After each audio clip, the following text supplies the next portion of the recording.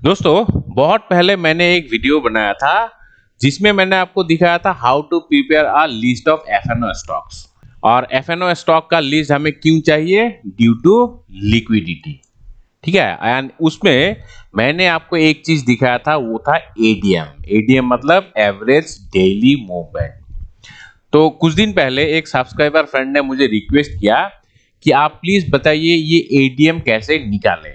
तो आज का वीडियो मैं इसी का ऊपर बना रहा हूं। आज मैं आपको दिखाऊंगा कोई भी एक पर्टिकुलर स्टॉक का एडीएम कैसे निकाला जाता है। ठीक है। लेकिन उसका कैलकुलेशन दिखाने से पहले ये एडीएम क्यों इंपॉर्टेंट है वो मैं आपको बताना चाहता हूं। देखो, आप अगर एफएनओ सेगमेंट में ट्रेड करते हो, मतलब आप फ्यूचर्स में ट्रेड करते हो या ऑप्शंस में ट्रेड करते हो, स्टॉक्स में, तो आपको सबसे पहले देखना है उस पर्टिकुलर स्टॉक का लिक्विडिटी है कि नहीं।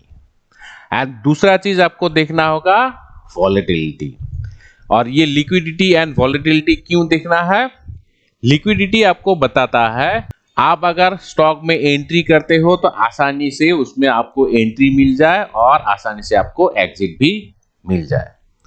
एंड दूसरा और एक कारण है, वो है बीट आस्क प्राइस का डिफरेंस, मतलब टाइट बीट एंड आस्क होना चाहिए। अगर ये जो बीट आस्क का स्प्रेड बड़ा हो गया तो आपका प्रीमियम फिर महंगा होगा। ठीक है। तो इसलिए आपको लिक्विडिटी देखना है एंड दूसरा आपको वॉलेटिलिटी भी देखना है। अगर स्टॉक वॉलेटाइल नहीं रहेगा तो उसमें स्टॉक मूवमेंट नहीं रहेगा, लैकलस्टर होगा, तो आपका प्रीमियम खाओ का डीके हो जाएगा। ठीक है। अगर आपने ऑप्शंस बाय किया तो प्रीमियम ऐसे ही डीके हो जाएगा। तो इसलिए आपको वॉलेटिलिटी भी चाहिए होता है।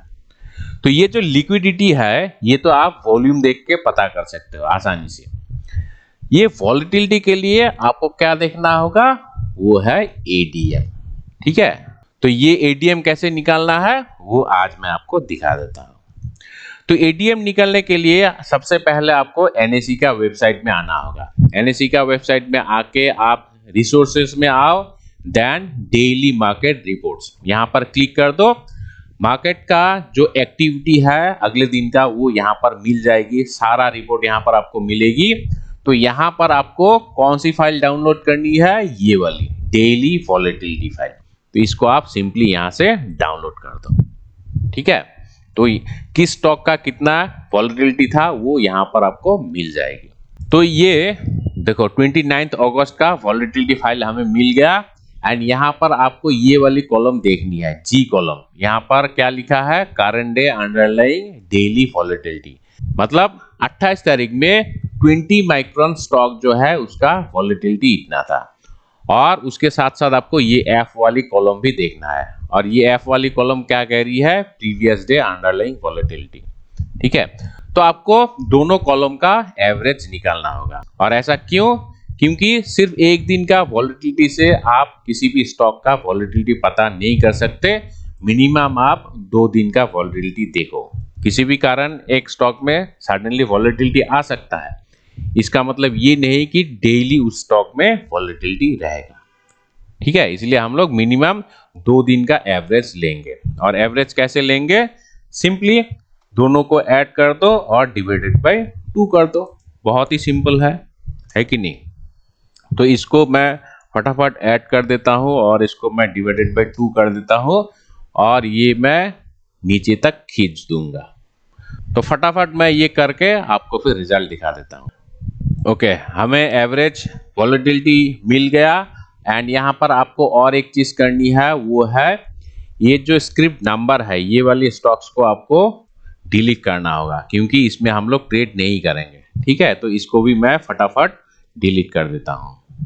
तो हमें ये स्टॉक का लिस्ट आ गया। अभी क्या करना है? हमें एडीएम चाहिए। सो एडीएम का कैलकुलेशन बहुत ही सिंपल है। आप सिंपली इक्वल टू मारो और ये जो एवरेज वॉलेटिलिटी है इसको मल्टीप्लाई करो स्टॉक प्राइस से। ठीक है। ये स्टॉक प्राइस है एंड इसको एंटर मार दो। ये है इसका डेली वॉलेटिलिटी, मतलब ये एडीएम निकल गया। ये जो वैल्यू आया ना 3.45, इसका मतलब क्या है? ये जो पर्टिकुलर स्टॉक है, मैं 3.5 ले लेता हूं, ये पर्टिकुलर स्टॉक 20 माइक्रोन स्टॉक, इसका प्राइस है 117। ये डेली 3.5 रुपए का प्राइस मूवमेंट दिखाती है, मतलब ऊपर 120.5 तक जा सकता है और नीचे 116.5 तक आ सकता है। ठीक है, तो ऐसे करके आपको हर स्टॉक का एडीएम ऐसे निकलना होगा। ठीक है, लेकिन अभी पिक्चर खत्म नहीं हुआ और आपको एक चीज करनी है, वो क्या, वो भी मैं आपको दिखा देता हूं। तो ये एडीएम निकल गया, तो इससे हमें मालूम पड़ता है कि वो स्टॉक का कितना वॉलेटिलिटी है। मैं एक जाना पहचाना का स्टॉक ले लेता हूं, जैसे एसीसी का डेली एवरेज वॉलेटिलिटी कितना है, लगभग 38 रुपीज 40 मान लो। ठीक है, और इसका करंट प्राइस कितना है 1981। तो इसका मतलब है ये ऊपर 2020 एंड नीचे 1940 तक ट्रेड कर सकता है एक दिन में। तो अभी आप डिसाइड करो कौन सी स्टॉक में आपको ट्रेड करना है। जिस स्टॉक का मिनिमम वॉलेटिलिटी 2% का हो उसमें ही आपको ट्रेड करना चाहिए।